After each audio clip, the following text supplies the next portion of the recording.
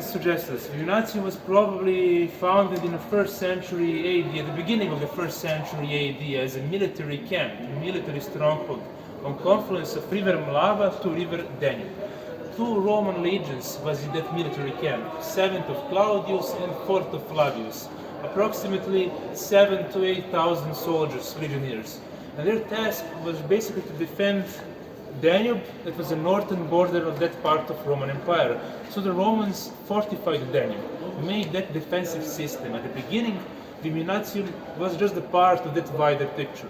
But during the centuries, during the years, basically, a civil settlement, a town developed near that military camp because of that good position on River Danube. So they could easily communicate with the rest of Roman Empire, and also natural resources as fertile land, big forest of oak and willow tree, very high quality clay for making pottery and amphoras, and the quarries nearby. So Viminacium developed rapidly as a very important manufacturing and trading center, the biggest and the most developed town in that part of Roman Empire. We are talking about a province called Mesia Superior, Upper Mesia, province in the Roman Empire, of course. The territory of that province is today Serbia, to Sava and Danube in the north, parts of Montenegro, Albania, Macedonia and Bulgaria. The Viminacium reached its peak in the 2nd century. In the 2nd century, 2 very important statuses were granted from the city of Rome, status of municipium and also status of colony. Status of municipium basically meant that Viminacium is a town. A city hall was founded, and a status of colony meant that Viminacium is the capital of that province. Also, all citizens of that town had the same civil rights as the citizens of Rome, and imperial mint was founded. So they could mint coins from copper, bronze, and silver for the need of that province. As you can see, Viminacium is a very important town in that part of Roman Empire. Population-wise, 35 to 40,000 civilians plus soldiers. Temple above the ground, below the temple crypt, and we can basically see just the foundations of that mausoleum. Okay, we can now go downstairs, take a better look at the tombs, and then you're going to see fresco. Dacă mergeam cu jeepul, știam, la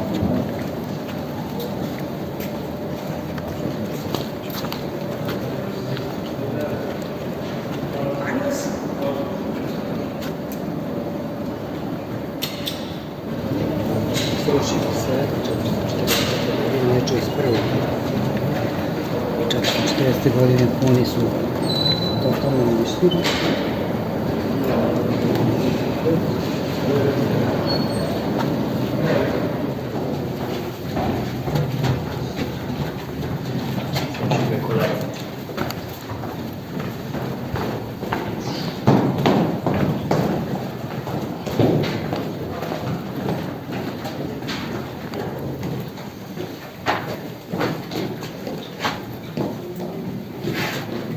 The rest of the book, then we'll explain everything about tombs.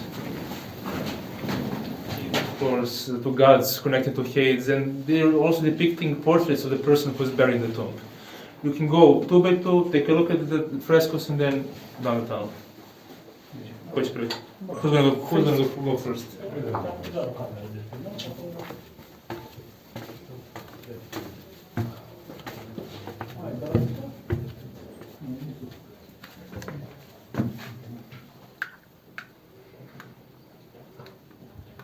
Just please don't point the flashlight directly at the frescoes. You can damage the color.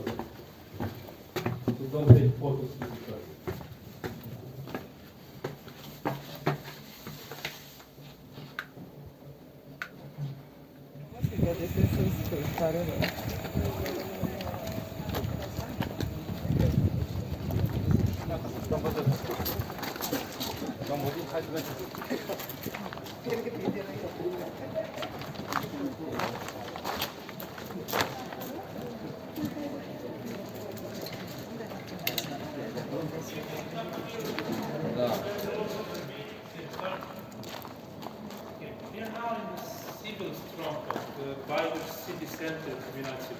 In front of us, remainings of public baths, Roman thermos, very important place in any Roman town. They came literally every day here to take care of their personal hygiene, look and health.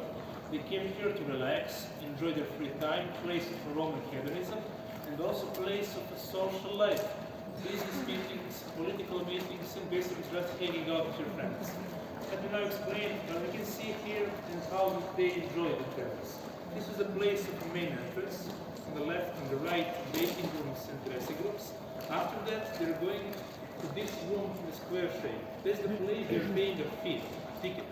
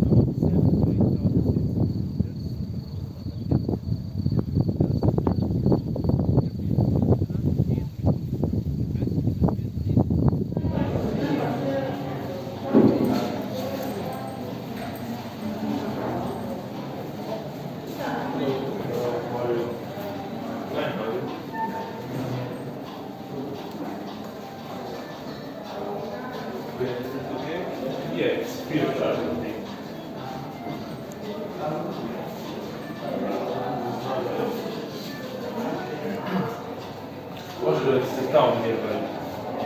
There's touristical attractions in Pompei.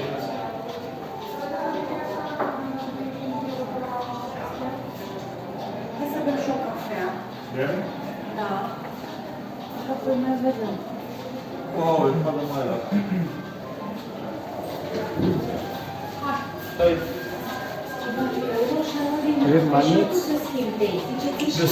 Îți plăi fi.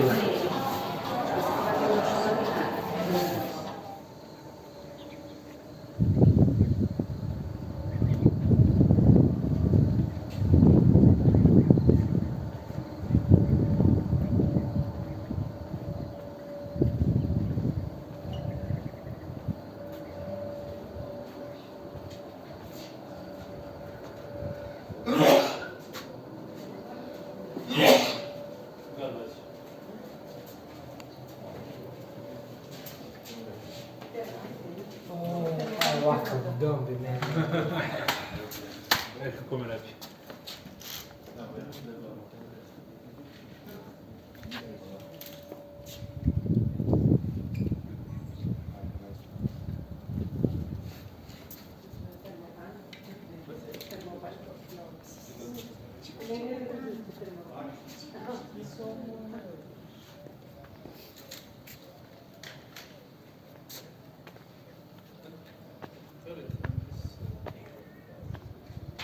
Bine, acolo sunteți la mulți ani trecut. Frumos. Frumos. Și cred că o să fac, da, e,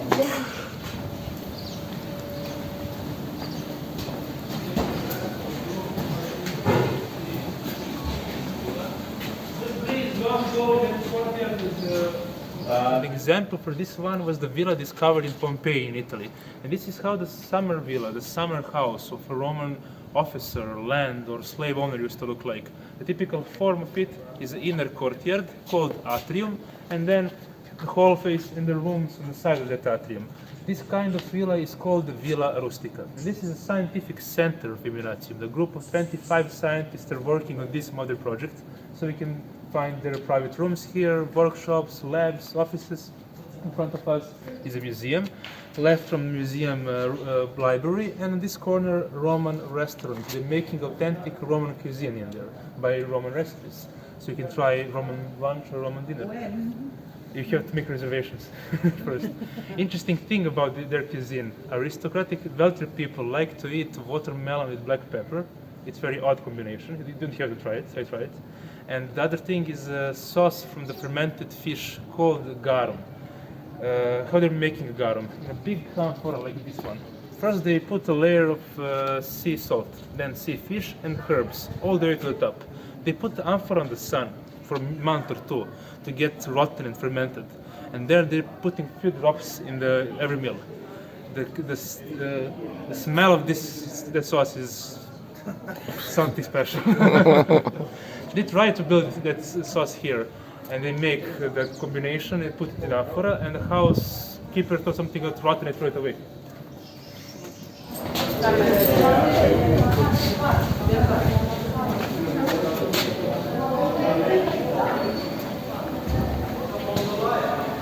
What? Simple. You see young lady, walk to the light. There is a need, very need, they need the coins. All coins need to be this down on the very side. The young lady, walk to the light. The lady is the local girl. The next is the strong. One is the symbol of 7 hours, the line for the party. That's all you have to do.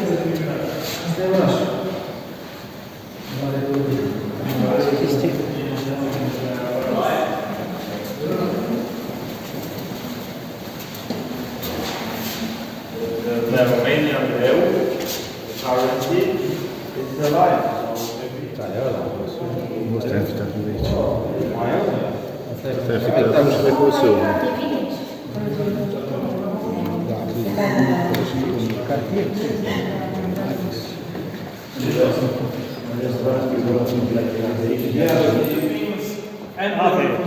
Antic period. He was born in the city of Viminacium, today Niš, at the south of Serbia, and Constantine is the first emperor to recognize Christianity as a legal religion. He made Christianity legal by signing the Edict of Milan. But of course, Constantine was not Christian, and he also killed a lot of Christians before that. But he was a good politician. Tipic politicienii. Am de atunci era că românii erau mai fari. Bine.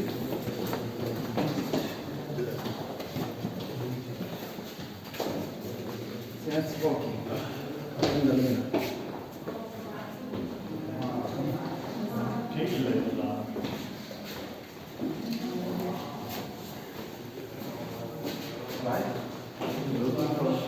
Now I'm looking for. So where are you? It's not presented in the model. Somewhere over here. The smaller stronghold is the military part, the bigger.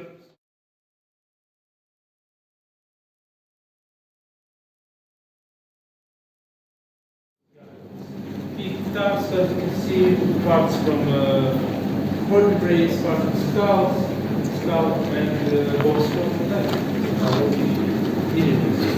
This is 200,000.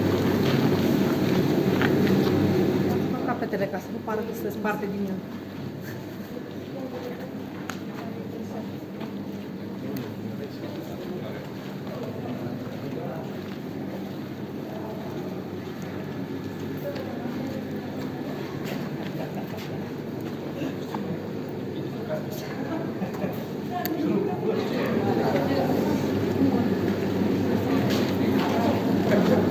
Okay, we are now in the mammoth part. This is a basically artificial cave made in 2014, so we can keep here remainings of 4 different step mammoths. In front of us, completely preserved skeleton of one big step mammoth, the main paleontological discovery so far in Viminacium. Of course, it's not connected to Roman history, good Antic town. I guess. Yeah. Vika, it's a sheep, lived about 1 million years ago. As other steppe mammoths, she lived in grass steppes and big swamps. While searching for food or fresh drinking water, Vika was crossing those swamps. She basically fell in the swamp mud, sunk down while the dirt covered her body. During the time, swamp dried out, earth petrified. And that's why we can still see completely preserved skeleton. It was not in contact with oxygen. Weather conditions, and after all, other animals couldn't destroy it. No, it was discovered in a coal mine, maybe 300 meters from this spot, 27 meters below the ground. It was discovered by miners. They were just casually digging out the coal, and the big machine they're using broke down near the skeleton. They kept crazy up. That's why it's not destroyed by the big machine. Yeah, then miners called archaeologists. Archaeologists came, and here it is, completely preserved skeleton. Biggest attraction in Viminacium, and as I said, it's not connected